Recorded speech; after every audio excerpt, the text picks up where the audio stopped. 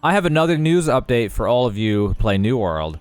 So the PTR is getting an update now, and there are some pretty significant changes that they've decided to throw into the game that we will then see at the end of February when this PTR patch goes live. So today I'm going to walk you through those patch notes. Let's go ahead and pop it up. First off, this is the downtime post. The downtime will be at 5 p.m. This is on PTR downtime, not live servers. PTR downtime 5 p.m. Eastern Time, 11 p.m. for Europe, and then 2 p.m. Pacific Time. The downtime will be for 1.5 hours, and it is for these patch notes.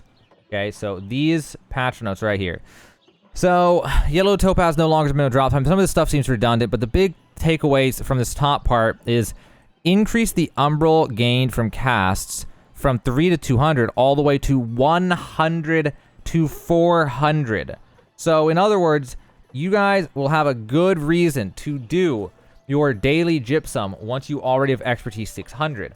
And what I would highly recommend is focusing on a few pieces of gear first to get them to 625. So that way, every day you can do those pieces of gear for 400 umbral shards each. That would be the goal. Same thing for the crafting if you're going to do it. So they increase the umbral gain from crafting. Instead of 1 to 85, it's now 25 to 100, which is still garbage and absolutely meaningless. Don't go out of your way to get it. It's only if you get it as a coincidence of already crafting. And then to provide an avenue for players to increase their expertise by adding a gypsum orb that can be purchased from the faction shops once per day. But I think they already said that in the past for the last notes. I don't remember. Smelter crafting gear now drops from tier 3 aptitude boxes. I assume they mean smelting, but maybe they just mean all tier 3 aptitude. But I assume smelting. Not sure. And then this was already said. Drop of vicious Azoth now drops from armor aptitude boxes. General fix. So, ancient armor plates, ancient metallic thread, and cold forged buckles.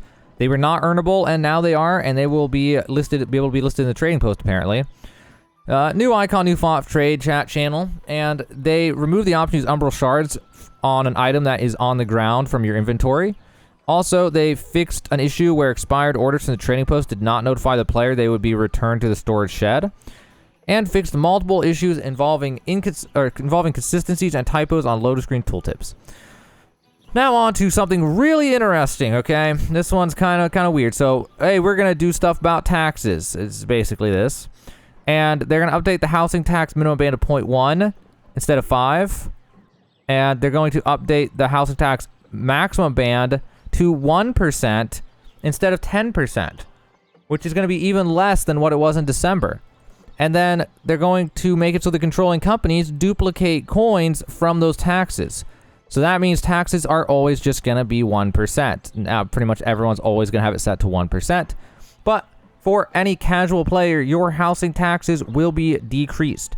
But what's really interesting is the fact that they're bringing back housing tax duplication makes me wonder that without the juniper berries and without the housing tax duplication, makes me really wonder if there actually is a problem with deflation and they are having to add mechanisms to make coins generate into the economy in order to combat it. Who knows? Just speculation at this point. Bosses get the same coins as other bosses now. Dynasty bosses do, I mean. Random bugs, nobody cares. Nothing too crazy here. And then we have... this one's kind of big. Ensure that expertise bumps are always granted by the first item dropped by expedition bosses. So that'll be good. Speed of teleports into and out of wars, but increase 2x. Let's hope that's actually real and actually happens without breaking the game. Because if you've ever been in a war, sometimes you will be loading in for 2 to 3 minutes or more, and it's inconsistent and crazy. Then we have another gigantic change. This one's actually really significant for any new player. Increase XP from quest level 10 plus. So any quest after level 10, you get 50% more XP from quests. Now, does that include the job board? Somehow I doubt it. But if it did, oh my god, could you speed run leveling up to level 60 so fast. Fix an issue causing whatever incorrect attribute perk and mutators. Output nor spotlight, add players access to the spawn. And fix an issue causing player to receive a large amount of poinsettia. Is that furniture? I actually have no idea. Somebody out there knows. So now we got to the next giant thing. Pretty significant here. So, they think that fast travel has long been a pain point for players trying to complete quests, deposit items, or just explore the wilds of Eternum. So what they've done now is fast travel from towns and shrines will now only have a base cost of 20 Azoth, and there are no longer cost adjustments for distance or weight. So basically, fast traveling is borderline free now. So if you ever had any complaints about the cost of fast travel, it is going to be so cheap, it's going to be insane. And you'll be able to fast travel with your maximum weight without any penalties, apparently, if I'm understanding this correctly. But they're not done there. The recall time to the inn has been reduced from 1 hour all the way down to 15 minutes by default. And so, in other words, there's never been a better time to be a new player in New World when it comes to leveling up to level 60. Now, after that, it's an absolutely horrible, abysmal time to be a new player because of Umbral Shards and all these different systems. Although, getting Expertise 600 is definitely easier than it used to be. But then getting to the 625 it's a whole nother conversation topic. Anyway, so they realize it's going... Okay, I'll just read this. We realize these changes will significantly reduce the sinks for Azoth and will result in many players having more than they can use in the immediate future. We are also aware that it will result in faction control point bonuses for certain regions being nullified. While we are planning out ways to address these issues in a future update, we didn't want that to get in the way of improving your travel experience now. So that's that. All of this was, Mutated Dynasty Expedition now gives Sapphire Gypsum upon completion, like it should have. Trading, this is a weird one. Trading and sending gold require a player to be in the same location. If players are in an invalid location, they will receive a message letting them know. Okay. So, yeah, I don't really sure what that means, in a way. I kind of got an idea. Fixed several back-end issues involved with character world transfers, which makes me wonder that we might not be getting that second free server transfers they said they were going to give us until after February. So we'll have to wait and see. My estimate of 1 to 2 weeks based on what they literally told us might be wrong, because I guess what they literally told us was incorrect in the dev blog video. Updated Jagged Keen perk tooltip to state the correct duration is actually 6 seconds, not 10. Now here's where we get to some other big changes. We're going to do weapon balance now. Okay, and there are 3 big points in weapon balance. So let's go over this. Void Gauntlet is too strong, and Orb of Decay is too strong. Petrifying Scream is too strong, is what they're saying. And the combo to kill people is too strong. And because it does buffing and healing, they don't feel bad nerfing it. So Petrifying Scream. Increase the cooldown of Petrifying Scream from 15 seconds to 25 seconds. Orb of Decay. Base ability damage reduced by 10%. And detonating orb damage reduced by 30%. So, Void Gauntlet, finally seeing a much-needed nerf. If Void Gauntlet is your favorite weapon, it's unfortunate for you, but let's be honest, Void Gauntlet was honestly OP. So, let's look at Rapier. Now, here's where I get in trouble because I'm a life staff Rapier player. So, this is going to affect me. But let's go into this with an open mind. We're seeing a lot of players using that secondary weapon for defensive capabilities. While we expect this behavior, we currently feel it's a bit too effective at running away, so as a result, we're reducing cooldowns on stuff.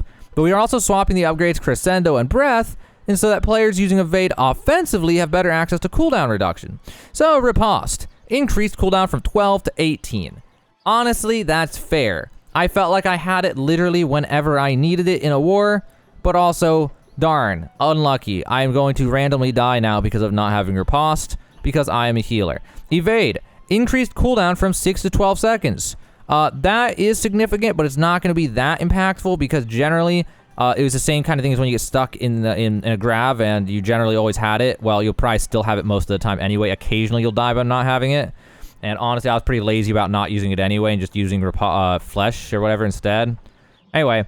and they swapped the position of these whatever things and refunded people their points. And then Flesh, or Fleshe, whatever you call it, increased cooldown from 17 to 20. Which is fine. I mean, yeah, there'll be those times where it was 1 second on cooldown and you die. But 17 to 20 is not that significant. I'll survive as someone who actually uses these abilities. I'll survive. It'll be fine. Great Axe. So, we've heard your feedback that the changes to Grav on PTR went too far. So they're going to go... a totally different way, went back to the drawing board. Here's what they came up with. So, Gravity, they fixed the bug, and it was to make it work correctly. Whatever. Gravity Well, this ability has been reworked from its previous PTR version. So, they improved the pulling tech to more reliably pull foes to the center, foes who are pulled to the center of the vortex are then rooted for 1 second. They increase the slow duration from 55 to 60%, which is basically literally nothing. And then slow field duration restored to 3 seconds so that it will last until the explosion occurs. So that way, if you get pulled to the center of the vortex, if you try to walk out doing whatever, dodge and then walk or whatever the heck you do to get out, you will not be able to walk out before the explosion damage happens, so you will have to use an ability to escape. Now, they said they reworked it from its previous PTR version. It's unclear. So is it the original version and this? Because if it's the original version and this, it just got straight up stronger. Now, if they kept the other changes and then made these adjustments to those changes or something like that, then I'm not sure how I feel. So I'm not sure what exactly they're saying, but people will find out later today after this goes live on the PTR. So those are the changes coming to the PTR today, and I'm getting photobombed by a man with a gun. So overall, these PTR changes sound decent to me, although I assume they're going to stand firm forever that you have to have expertise 600 in order to use Umbral Shards, which I still think is totally ridiculous, especially for new players trying to get into the system. But I guess they're just never going to undo that. That's just how it's going to be, which is always going to be my biggest complaint every single time I ever think about any changes to the game. But anyway, these PTR changes look good. Void Gauntlet nerf, good. Rapier nerf, probably a fine. Great Axe, I don't actually know what the end result is now, so I'm not sure. And then the fast travel one, everyone's always going to be happy about that. I don't know if anybody who wants fast travel to cost more, so that'll be good. And now that trading posts are linked anyway, it doesn't really matter having the encumbrance cost. It's just like kind of a jerk move to even have it cost anything, since the whole point of it before was transferring items from one settlement to the next was significant because the trading posts used to not be linked. Well, now that that's linked, why do we have to pay so much to carry our stuff? You know, just kind of troll. So it's good that they're going to change that. I think most of the changes today were good. I don't recall any change that was totally stupid other than the housing tax duplication being brought back into the game. But I guess it's kind of necessary if they're going to make housing taxes no matter what cheap, that people just won't be able to get enough money. Well, I don't know. There's a lot of thoughts to have on that one, but smaller territories make the bulk of their money from property taxes, so having them lose all their income would make most of them worthless. So I guess that's where it really applies. Overall, it's good. I'd rate it kind of high. It's good changes PTR. I'm excited to see what comes to the next week, because there's going to be one more week of this, and then the week after that, the patch is going to go live. So I will keep you guys updated whenever there's news or patch stuff. I will post about it. And other than that, right now, I'm just trying to wrap my head around Lost Ark, and then Horizon Forbidden West, and then Elden Ring. And then apparently there's leaks about Overwatch 2. So I'm going to be covering all that stuff whenever it's not New World news and New World patch notes and stuff. So I will keep you guys updated on any New World news patch notes, but otherwise right now I'm kind of focused on these other games, trying to sort all that out. And then when there's downtime, I'll probably be heading back into New World more, depending on how things are going. But I'll be covering the patch notes and stuff forever, so don't worry about that. I plan to do that literally forever. And yeah, I'll keep you guys updated on the news. So stay tuned for more. When I find out more, I'll let you guys know. But that's the next PTR update today, coming to the PTR in New World.